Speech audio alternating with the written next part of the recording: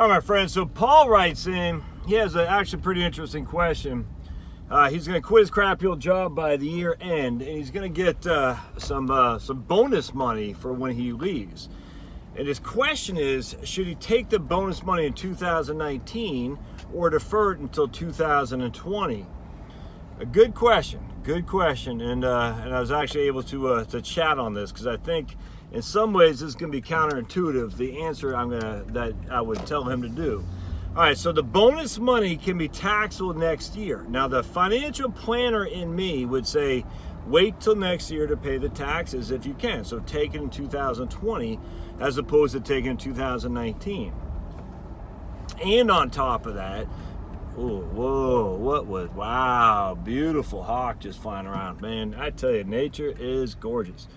And on top of it, if it waits until next year, 2020, to take the bonus money, not only will he not have to pay tax on it for another, basically another tax filing year, but he won't have any income from his employer either. So in that regard, it'll probably be potentially taxed a little bit less. Except the fact that we're going to have money coming from someplace in which to live on. And that money is going to come from IRA distributions and things of that nature. All right, and on top of that, he has interest income from other accounts as well. So my advice, and we're not talking huge amounts of money, by the way. We're talking, I think, $15,000. But my advice is just take it now in 2019 and be done with that and have a clean slate for 2020. So that way you have a better idea of what your income is going to be and what your taxes are going to be, so you can start planning on Roth conversions. Does that make sense? Because right now, you're going into retirement.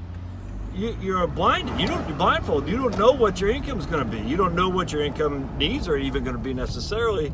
And so, because you don't really know how much, if at all, you should be doing Roth conversions. That makes sense. So what I told Paul is just take it now. Be done with it. Pay the tax now. Be done with it. Because you are going to have more taxes to pay this year anyway, simply because you have earned income. But Josh, next year he won't have any. Well, that's the thing. Next year we could be able to do Roth conversions because he has no income at all, except for a little bit of interest income from his taxable investments. Does that make sense? So at the end of the day, will he end up paying more in taxes now, or if he took it this year than next year? Hard to say.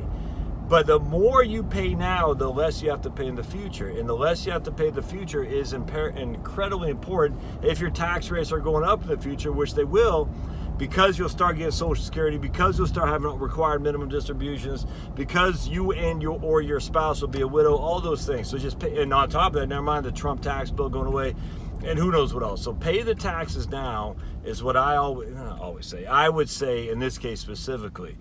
He also had a second question, which is pretty good. He said, hey, he had some bonds that were called. Now remember, if you're getting a higher yield for your bonds than the market warrants, and the bonds have a call provision on them, those bonds are going to be called away from you, guaranteed. There's no reason a company would pay 5% when they can call those bonds back and reissue the debt at 4%. It doesn't make any sense. So you're going to have those bonds called from you. So when that happens, is you're going to get paid whatever the par value. So I think his was $50,000 was the par value. What do you do with it? Look, I like the Ginnie Mae fund. I've always been a fan of Ginnie Mae, VFIIX. I don't know your circumstance to you who's ever out there in YouTube land, but Ginnie Mae is a fund for me. I mean, it's government guaranteed bonds, a little bit of fluctuation, not much in the share price. The Vanguard Ginnie Mae has only had 2 down years since inception, 1980. And one was in 2017, I think it was down 3%, and another was down like less than 1%. So it's done incredibly well. You're getting about 2 3/4 right now as a yield. That's the last I checked. It's 2.86. That's a couple weeks ago. I don't know what it's doing now, but roughly, let's say 2.5 to 3. Very, very safe bonds for sure. It is taxable, fully taxable as income, so you got to keep that in mind. But if I had some bonds that matured or were called away, or a CD that matured, I'd move it to Ginnie Mae until I figure out what else to do with it. And if I just want to keep it in a liquid, higher yielding bond account, certainly higher yielding than treasuries, the Ginnie Mae is the way to do it, in my opinion. So VFIIX, I cannot say it's a recommendation for you explicitly because I don't know your circumstance. What I will say is that's a fund I like, and I think it has a good value for many people to consider it. All right, we'll see you.